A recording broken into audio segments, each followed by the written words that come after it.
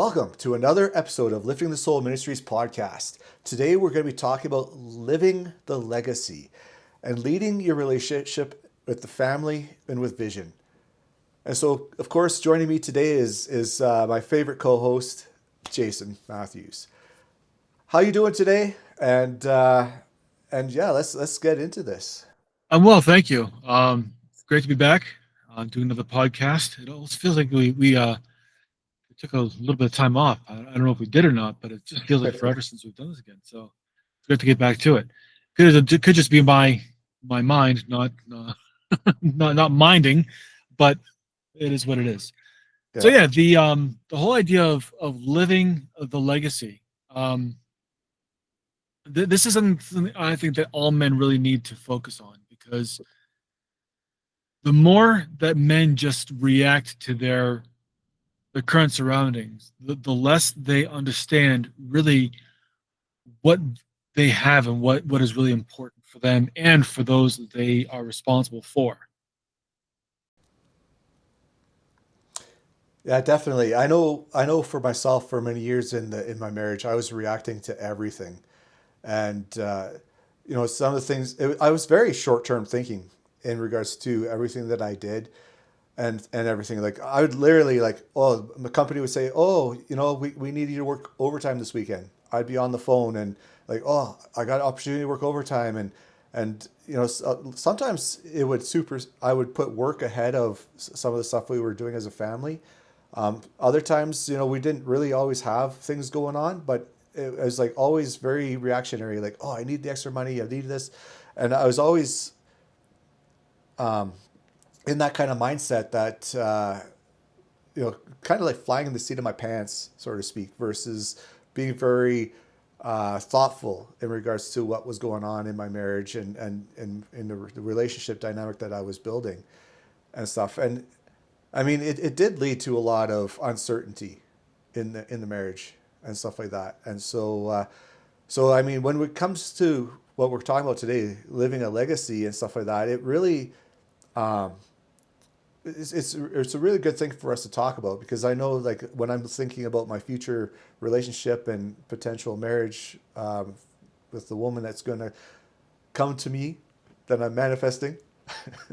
um, these are things that I want to bring to the forefront so that I can lead that new relationship in a more powerful way and not living in a survival mode like I have in the past. Yeah, and this is exactly what is really killing the masculine man is that short-term thinking. It is that survival mode where you feel like you just need to get through and you just need to figure out how to just get through the arguments or get through the challenges that you have, if they be money issues or any kind of stresses that you are enduring. I just need to get through this instead of taking a proactive approach of how can we solve this? What is it that I can do to actually create a solution that is manageable for myself and everyone else? And the hidden danger here is that when you focus on the immediate crisis, or when you focus on just trying to get by when there is a crisis that happens, or when there is something that goes wrong, because spoiler alert, something's always going wrong, you really lose the perspective of what the bigger picture is and what you can do to create a better future for yourself, for your family, or in your job in whatever way that you can based on the responsibilities that you have at the time. And this is so important because when a man loses his long-term vision, he also loses the respect and credibility that he has that others see in him. A man is only worth as much as the value that he is able to provide. This is a truth. There is no inherent value that men have just by being there. They need to prove their worth by demonstrating the value, by being willing to take responsibility where you need to and be willing to do the things that are hard things in order to move the needle in a way that is going to help you succeed in life. The only way that you're going to do that is by ensuring that you know what your long-term vision is and focusing on that. There's a great book by I think it's Robert Heath, Dan Heath, called Upstream. Great book. In the beginning of the book, he describes a scenario, a hypothetical scenario where there are two people, two brothers that are sitting on the bank of a river. and they're just there hanging out, and then they see a child that's kind of floating in the river trying to tread water, drowning basically.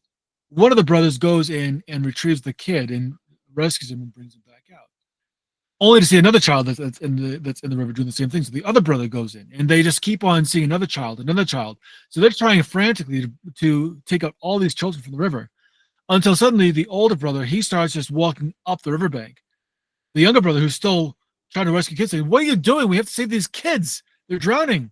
And he says, "I'm going to punch out the asshole that's throwing the kids in the river." And this is a demonstration of what upstream thinking versus downstream thinking is. When you're downstream thinking, you're always dealing with what is an emergency, dealing with the things that are always urgent, rather than being able to step back and address the things that are important, which is the upstream. Understanding what you need to do in order to prevent emergencies from happening, or at least mitigate them as much as possible.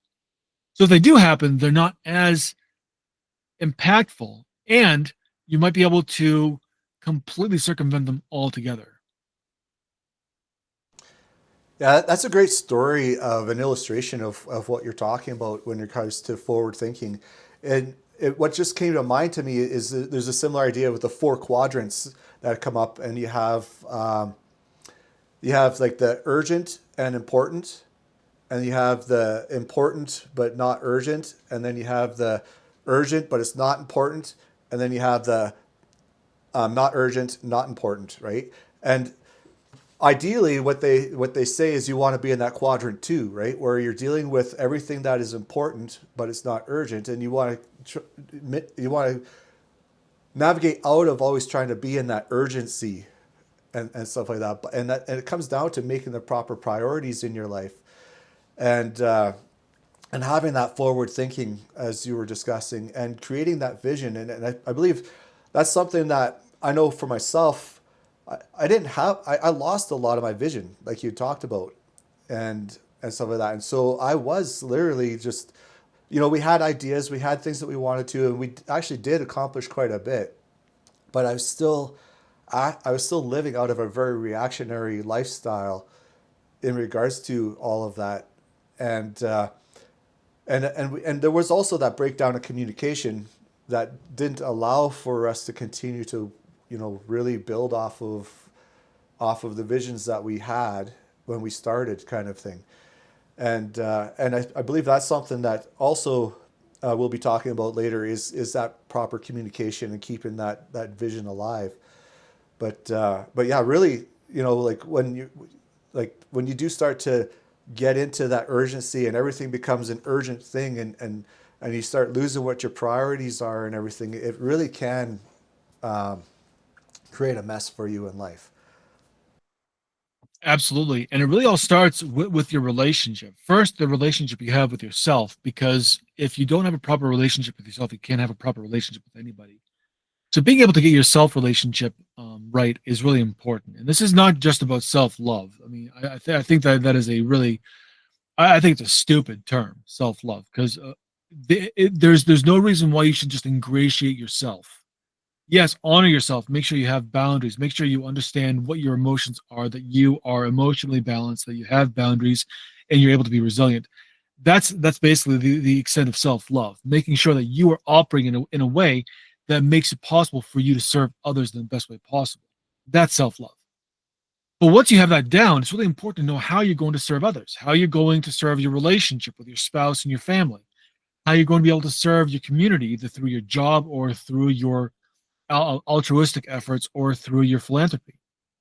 Making sure you know what the end point is, what the goal is going to be, so that you can create something that is going to help that last. Because it's not about doing something and then saying, "Yep, I'm done," wiping your hands of it and then moving on. That's not the point. The point of a legacy is to create something that lasts beyond you, that you have a vested interest in, because it is going to not only reflect well on you, but it's also going to have a major benefit to some part of society, so some part of your community, or some part of your where you live, and what you're doing. And to see that your contributions can have a long-term effect, and being able to make that long, and know that you are in some part responsible for that long-term effect, is really powerful. And it means that you can also collaborate with others, because even though you're going to be doing a lot of the work, all the work is not just on you. It's not only your responsibility to make things happen. And the um the ways in which you ensure that happens, um you need to be asking yourself, what am I doing today? Am I building a legacy, or am I abandoning one? And it's not always a bad idea to abandon something that isn't working for you. Just because you started something, if you see that it's not working, yeah, sure. Or if you see it's not worthy of your time, sure, abandon it. There's nothing wrong with that. But making sure that if you abandon something, you are doing that in order to work on something that is better aligned. And then continually working on that, zeroing it in so that when you find that thing, you are all in all the time. And it helps you understand the relationships that you create and the legacy that you create as you have that down, and as you have those working in a way that demonstrates how you can best serve yourself and others. It really helps you frame clearly how you can handle conflict, how you can lead during uncertainty, and how you demonstrate stability through your vision. And these things ripple out far beyond whatever it is that you are doing, whatever it is that you are talking about, the stupid things that you argue about, or the stresses that you have in the moment. These things that you are creating are so much more important than that. Yeah, I totally agree. And another thing I do, you brought up the first part there, the idea of self love, and I do totally hear you on that. In regards to, like, there is that element of ourselves that we do have to take care of, and it's something that actually I think we should maybe look into, is in creating a new term for that. That it doesn't sound so cringeworthy, because because it does actually, it does present a bit of a sour taste in a lot of people's um, minds when you hear that term. But when it comes to building a legacy, yeah, outside of ourselves, it's like you mentioned earlier. That self care, that aspect of ourselves, we need that. That's important for us to be able to move forward in building the relationship with our significant others, with our family, with those around us, to build that legacy. And that it's through that self care that we can really put our best foot forward to create the mindset, the environment, the leadership skills, all those things that we need to be that person of influence, to be that leader, to really step forward in that vision, that dream that we have, and that we're co-collaborating, like you said, like, especially if we're married, right? Like, if we're married in a marriage relationship, it is a collaboration between the man and the wife. It's not just one person's vision that really, because that becomes selfish as well, right? Like, and that leaves the woman outside of the thing, and she starts to feel left behind if you're not including her in that part of the building that legacy. No, and I was just gonna say, and so, like, it's really important to build that communication, to build that sense of connection on a deeper level. So yeah, go ahead. So you brought up the idea of the man and wife working together, which I completely and excitedly agree with. And this is this is what I refer to whenever I coach couples on co-creating your reality. Because what you're doing is, you are really, between the two of you, you are creating something that has substance, that both of you contribute to in unique and specific ways that you're both each aligned with. Doesn't mean you're both doing the exact same thing. In fact, if you're both doing the exact same thing, there's something that is being missed. And so when you have the ability to work with someone, especially someone who understands their natural talents and their natural proclivities, their natural urges as a human, someone who's willing to really focus on those things and is willing to do what is necessary to really play nobly their part in the best way that is going to enable the family to thrive in public and in private ways. This is also part of building out that legacy. Yeah, and there actually, when I think about it, uh, I just attended a celebration of life on Saturday for a lady in our church who passed away, and a young lady. But it was actually a real good testament to the life that she lived, and actually even her husband, who's still with us, because there was a large attendance of people there who she had touched in the life that she lived, and and actually, well, together as a team they did, because they poured into a lot of people's lives. And when I think about what will it come to when my time comes, there's that hope and that desire that I have touched people's lives in the way that this lady did, and her husband have. And and really, like, it comes down to, like you said, you know understanding each other's strengths and weaknesses, and how can we work together, around that, to create this vision and this life that we are building together. Yeah, and that becomes so vitally important because really the reason why I'm having this conversation is it's kind of a outgrowth or an evolution of the conversation we had in the last episode where we were talking about the shit test and why that's so important and what really is involved in that. And this is part of that conversation. And the reason why this is so important is because what you just said. Eventually, we all meet our end. We all have an expiry date. And that means that we all end up in the ground at some time. The only thing that is guaranteed after birth is death. In fact, the most common cause of death is birth. And when we look at it from that perspective, like, oh, okay, well, this is just going to happen. There's no point in fighting it because this is just a reality. True, it is. And when you are looking to create a legacy, well, first of all, when you come to terms with your own mortality, you begin to realize that yes, I have a certain amount of time on this earth and I have a lot to do, and I can get so much done while I'm still here and create a legacy that will last beyond me. We all have that capacity. We as men are uniquely positioned in order to do that in a very structured way because of the way that we are built biologically. We are biologically primed to create these legacies. And so it becomes incumbent upon us to do so because we are all going to meet that end. And on that day, we need to ask ourselves, did we do enough to create a legacy that the rest of humanity can benefit from in some way, small or large? Did I do enough to serve those around me so that they will be better off when I leave? If the answer is no, you have work to do because you are falling short. If you can say yes, then I say congratulations and keep working because since you're still drawing breath, there's still work for you to do. And I don't want to sound preachy, but this is something that all men really do need to come to terms with. One, you're gonna die.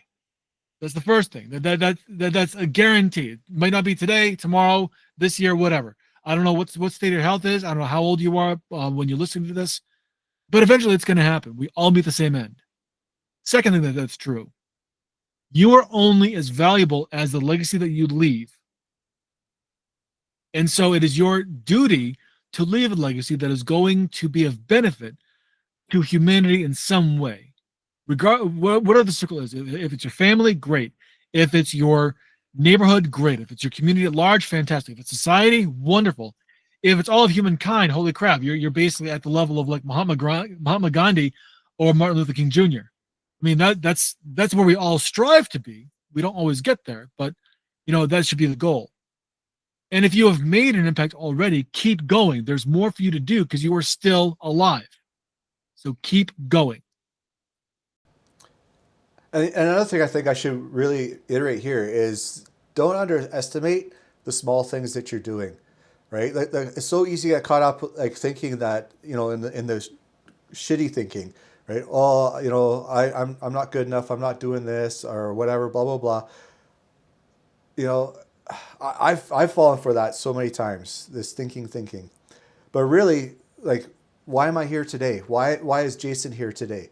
We're here because we recognize that, you know what? We've made mistakes in our lives, and we haven't done everything perfectly, and we're still going to make mistakes in the future. But we recognize that, wait a second, we also have learned from those mistakes that we've made, and we now want to share what we have learned through those experiences with you, the people who are listening to this at large. And it's through this medium that we're able to do our part in, well, our hope and desire is to make a difference in your life, right? If you can learn from us, from our mistakes, from the things that we've done, and you can make a shift in your life and it improves your life, even if it's just one person, we're like, awesome, right? Like, it's not about being, the big person on the stage or whatever like that. It's doing your part with where you're at, and not having to, yes, you can dream, you can look to bigger stages and stuff like that. I know Jason and I are thinking big in regards to what we're doing here with Lifting the Soul Ministries. And, because we do want to impact more people, we want to impact a large community. But yeah, for yourself, you know, focus with where you're at, and build from there. And this really goes into the idea of, okay, so we've given you a mandate of, yes, you need to build a legacy. So the question becomes, how the hell do we do that? Because many of you are probably thinking, well, I want to, but I don't know how. I have never been shown the right way, and I've never been supported enough to be able to create one. I get it. I was there. I've been in that place before. Sometimes you have to self motivate, but all ultimately comes down to how you want to be remembered. And this brings me back to a quote by Lao Tzu, who was he wrote a book called The Tao Te Ching. And I recommend anyone who is philosophically minded or who wants to really understand more about leadership, pick up this book, because he was an amazing general in ancient China. And this book was basically like kind of like a Marcus Aurelius's journals on Stoicism, very similar. And one quote that he said that I absolutely love is, "A leader is best when people barely know that he exists. Not so good when people obey and acclaim him. Worst when they despise him. But of a good leader who talks little, when his work is done, his aim fulfilled, they will all say we did it ourselves." And this basically talks about a leader who leads by presence, who communicates what it is their goals are, their goals, dreams, and direction for the relationship, for the community, for the people that they are really interacting with, where something needs to get done. Communicate the goals, the dreams, and the direction. Make sure that you model the emotional resilience, not just talking about it. And really, Stoicism is all about emotional resilience. How well do you pick yourself back up after you suffer a setback? And setbacks are a guarantee. And then setting a standard that honors yourself as well as others, even when it's inconvenient, even when things go wrong, even when people piss you off, even when you don't get the outcome that you want. Who cares? You can't control those things. What you can do is set a standard that honors yourself and others while those things are happening. And the way that you do this is through your presence. And I'll give you this one for free. This is something that was taught to me by someone who was in naval intelligence, and he runs this course called NCI, and his name is Chase Hughes. He said that when you are talking or when you are presenting yourself, when you are doing anything, make sure you only move as fast as you would when you are in water. So what this does is it provides a sense that you are calm and that you are deliberate in your actions, that you are not someone who is prone to reaction. And by demonstrating these things, that you are calm, that you are composed, and that you are intentional in your actions, what Chase Hughes calls composed, confident, and disciplined. What you signal to others is that you are someone who can be trusted. You are someone who should be followed because you are a grounded individual who has a plan, who knows how to get things done. And people will always follow others who know how to get things done, who demonstrate that they are confident, they're composed, and that they are disciplined. And so the more that you can detail these, the more that you can exemplify these three traits, the better off you will be, and the more likely you will find people are willing to trust you and willing to follow you. And the ability for you to gain the trust of others is the mark of a great leader who is in the process of building legacy. Yeah, I really like how you stated that, especially the example you gave of like moving only as fast as you can in water. That means to allow yourself to relax, to take those moments that you need to pause and think about what you're going to do to move forward, and to actually one of the greatest disciplines that I've been learning is to, okay, these are the things that I have coming up.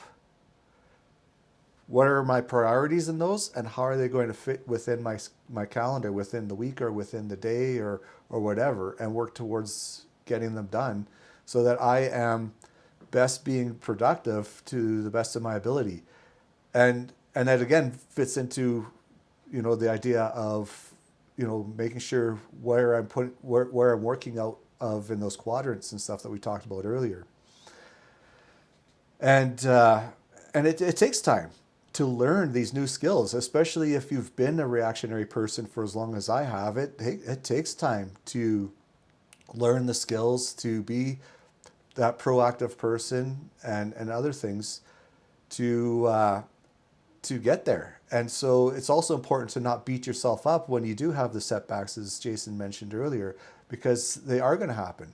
And then, of course, there's going to be the un the stuff that comes out of left field, right? Like the stuff that is not planned for, right? And so, giving yourself grace and flexibility in that as well, and not being so rigid about everything. But by building off of a foundation where you're setting that standard, where you're creating the self disciplines and stuff like that you need to operate and function, and stuff like that.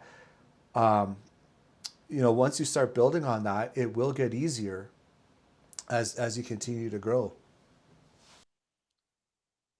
These are all great points that you've made. One thing that I find that creates the biggest, I guess, slip for men is that they focus on solving problems rather than building generational strength. And I say generational strength instead of generational wealth, because wealth is not an indicator of longevity. Strength is. You've heard of the phrase survival of the fittest. Well, what most people don't tell you is the fittest are not the ones who are the most wealthy or have the most resources. It is those that are most adaptable, those that are best able to take their surroundings and move within them, regardless of what's going on, with a sense of composure.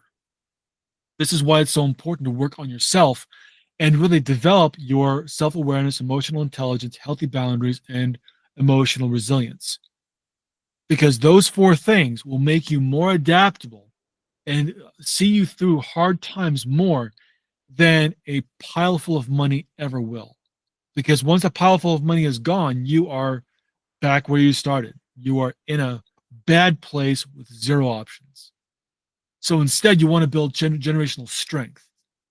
And this takes me back to a commercial. Remember that commercial when there was that woman who was talking about a pain in her head, and it turns out that she has a nail stuck in her head. And the guy is like, "Well, I just want to help you take this nail out." And basically, she's saying, "I need you to listen to my problems." Well, spoiler alert: both of them are wrong. because the problem isn't taking the nail out. It's the problem is helping her become more aware so that she doesn't do this damn thing again in the first place. She doesn't get a nail stuck in her head ever again. It's developing the idea of helping her understand what she needs to know in order to keep from this happening ever again. Understand what she was lacking that put her in this in the first place. Helping her develop the strategies and traits that let her know, oh, so it's not just a pain in my head, it's a freaking nail that's stuck in my skull. And not only do I need to take it out, but I also need to make sure this doesn't happen again. And I need to help make sure my children also understand that nails in your head are bad. And so don't get nails stuck in your head. Make sure that you don't put yourself in situations where that could happen. And this is the mark of a strong leader. And I use the nail because it was a funny commercial that really has a lot of visuals that give aid to this. But really, that nail could be anything.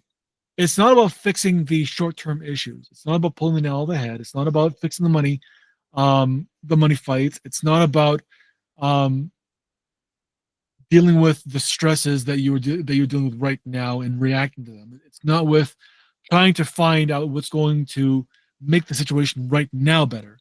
It's about understanding what you can do to make the situation as a whole better.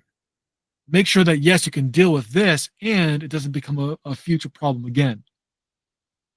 And that's why men who think about legacy think bigger.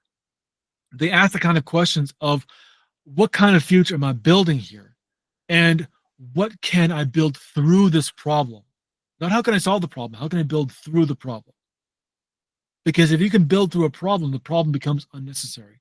The problem is just a distraction. And when you think like this, the women in your life feel safer. The children feel more equipped. The people around you feel like you are someone that needs to be paid attention to. They feel that you are a big deal because that moment you are. You are more likely to be promoted at work, being recognized for the work that you do.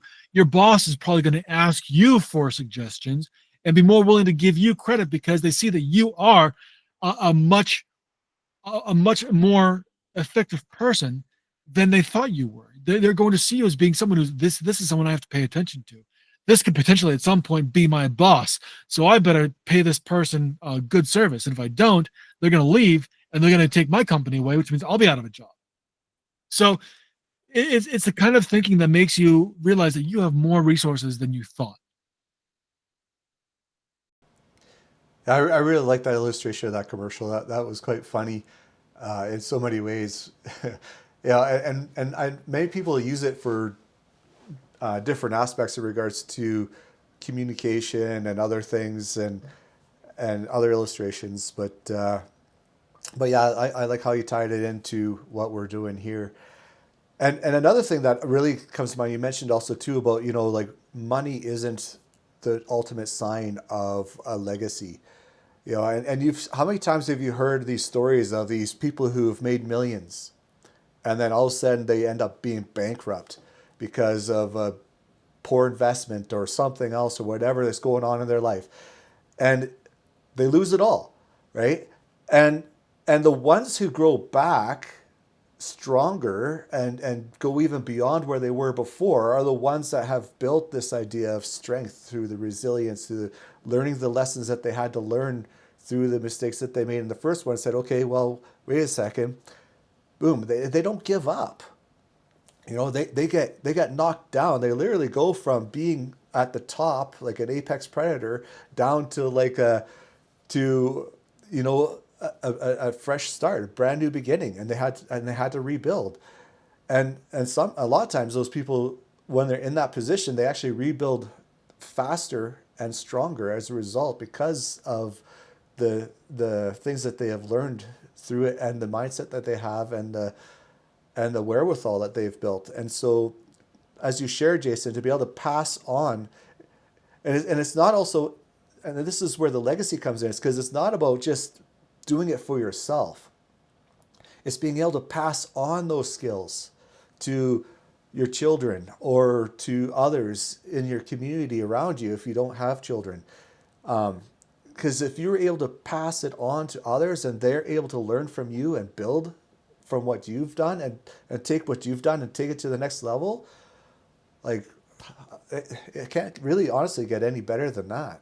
It really can't. That becomes the pinnacle of where you can be. This is what you aspire to, and what you really should see as your target in life. If you can get to that level, then you have really made it, regardless of your financial position or your actual status. Status, by the way, is an illusion. So it really shouldn't be something that you strive for. It won't give you any kind of comfort, and it will not make you a better person.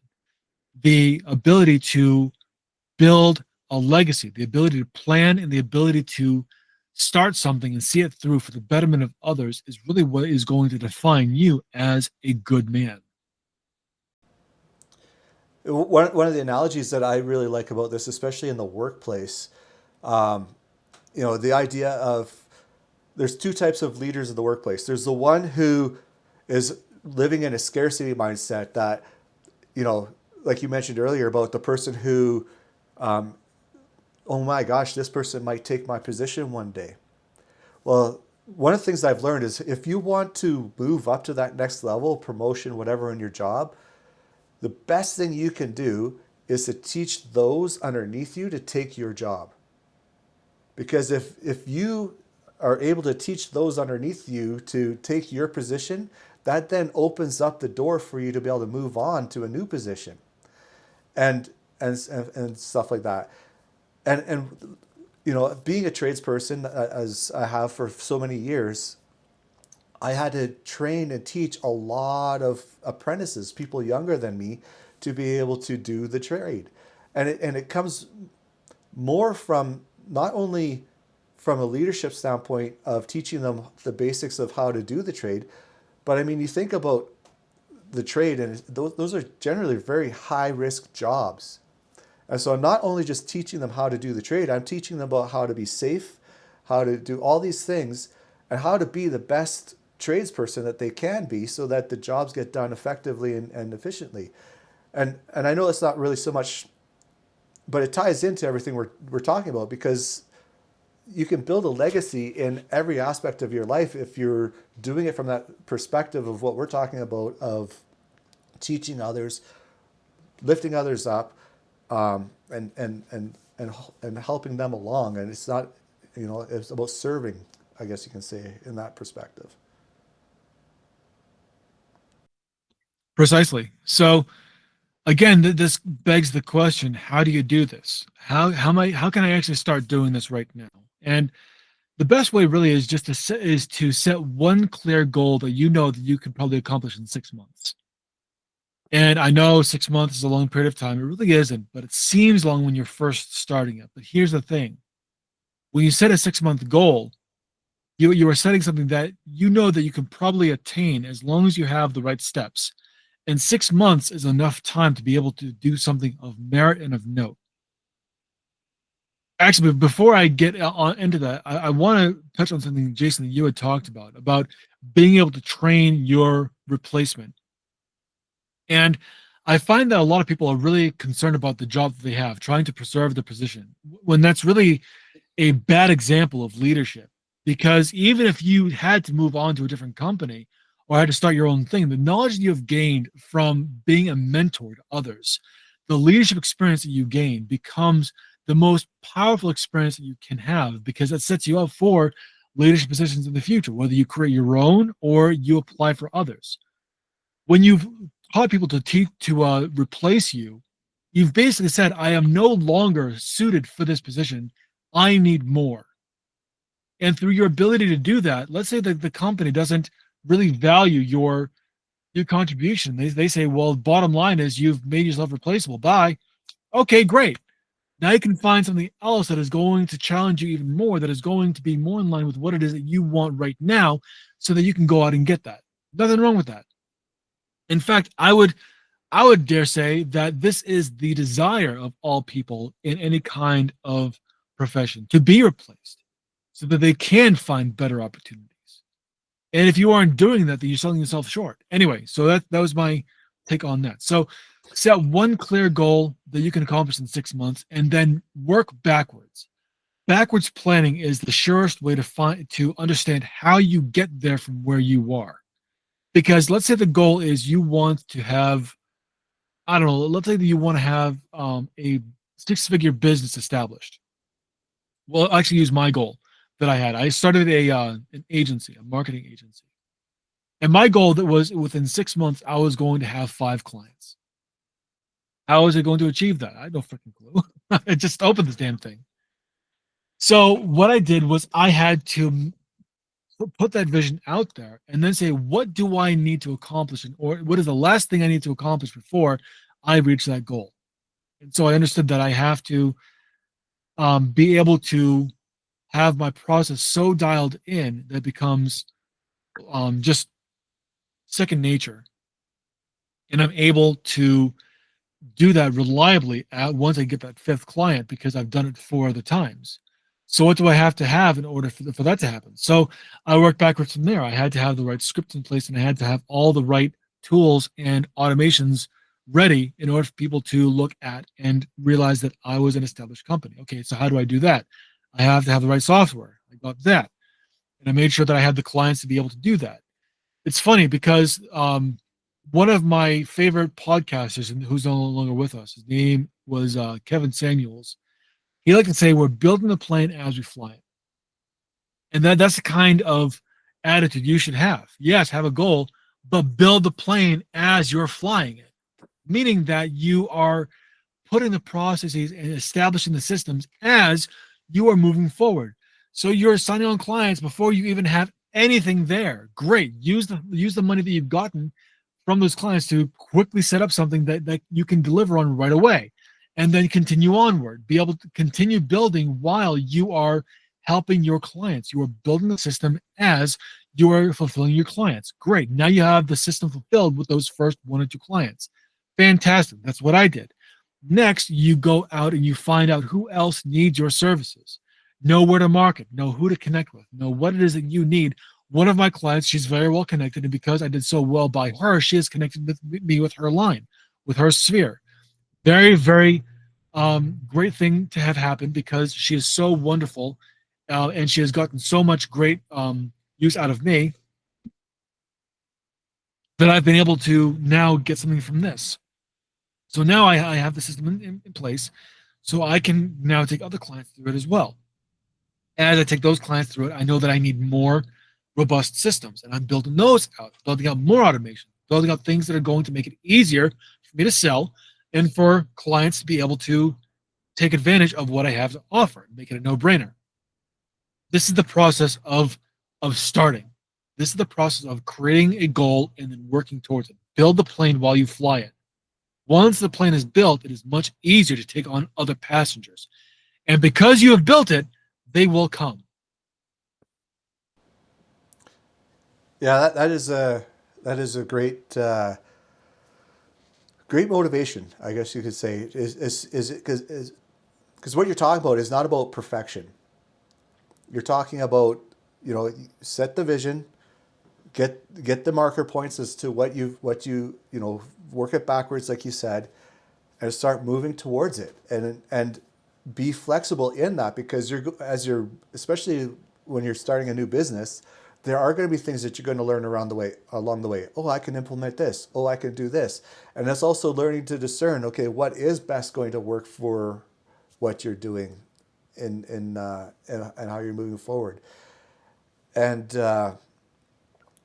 and so, yeah, like Jason said, figure out something that you want to do and have a goal set out for 6 months from now. I want to have this accomplished. What is that going to look like?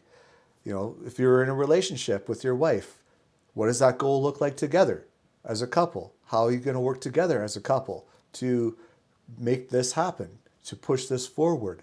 Um, you know, uh, even go so far as to try to anticipate what some of the obstacles might be in that process.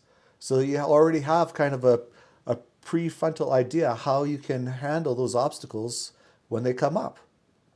There's all sorts of things that you can do to to be a part of leading with that vision, to be building towards your legacy.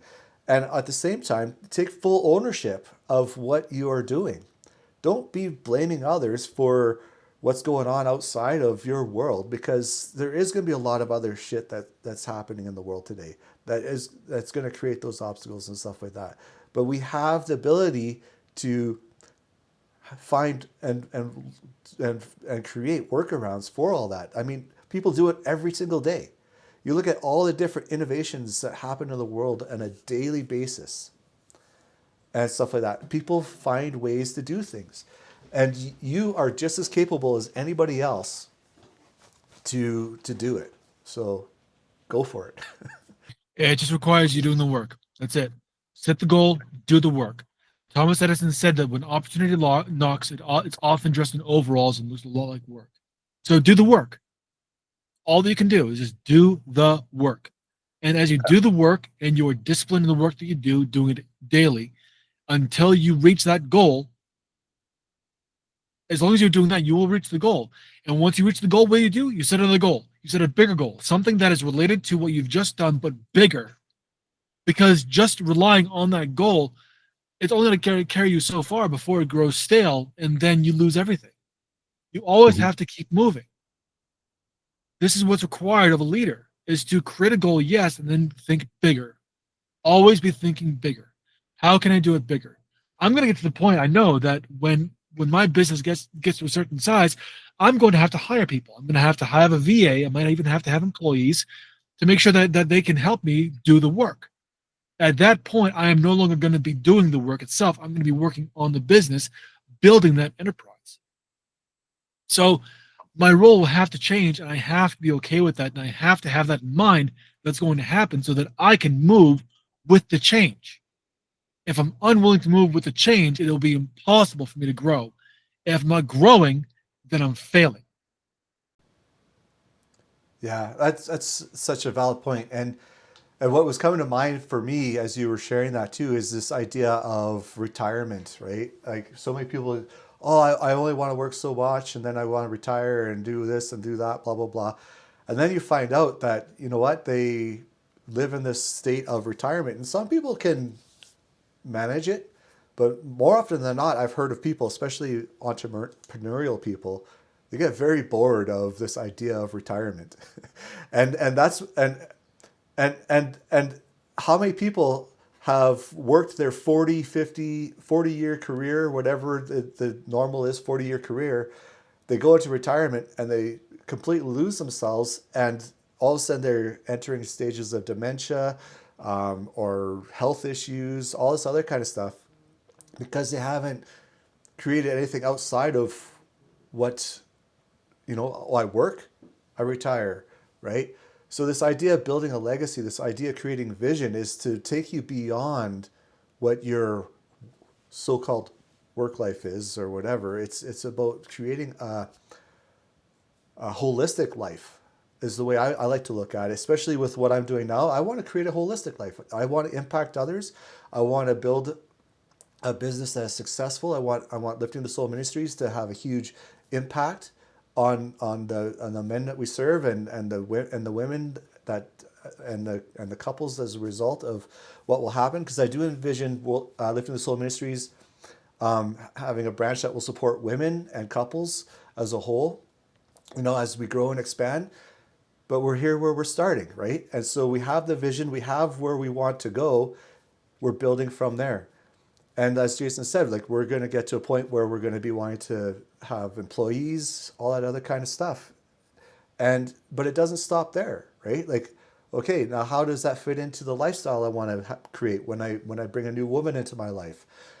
All that kind of stuff. And then what does that look like beyond, when it gets to the point where I am in my senior years and all that kind of stuff, right? Like, it's just building stages as you go, and and and it starts with a vision, and going from there, and continue to build on that vision, as Jason said. And the more you build the vision, the better off you will be. As you continue building the vision, it's going to be more impactful for you, and those around you are going to notice it and take you more seriously. Sure, they might ridicule you and laugh at you at first, but that's because you're starting something new. It's called the new factor. And people always get shit on when it comes to the new factor. They have to go through that shit test. How badly do you really want it? Once you've overcome that, it becomes relatively, I don't know if easy is the right word, but accustomed, I guess. You become accustomed to the work. And as you become accustomed to the work, opportunities begin to form. And as those opportunities form, take advantage of them, however they form, whether you go out and create them or they just kind of appear to you. Just always be willing to take advantage of them, see where they lead you. Some of them will not lead very, very far at all. Others will carry you a great distance. And the more rare ones will be the ones that carry you until you are done leading. And when you are done leading, that's because you have completed your mission. Your life is complete. And that is the greatest gift that anyone could ever hope for. That we Yeah. lead until our life is complete. Mhm. Yeah, really well said. I like that. Man, we have covered a lot of ground again today. And, you know, again, we're just here to encourage you guys as men to really seek out that vision, to really build that legacy, and to really get out of that cycle of just the monotony of the day to day life by just getting up, going to work, and coming home and leaving it at that. You're created for so much more than that. Your family, your loved ones, the people around you, they need you to be more than the average person. And it doesn't have to be huge, like we said, right? We're not asking you to be like the next Jesus or the next superstar that's out there, right? Start from where you are, right? And build from there, right? Like that's all it takes. So I think we're going to wrap it up for today. There's a lot that we talked about, and I don't know if there really is anything much more that we can say about that. I will close with this one thing. My wish for you is that you live life and lead in a way that one day those who come after you will thank you, even if they never know your name.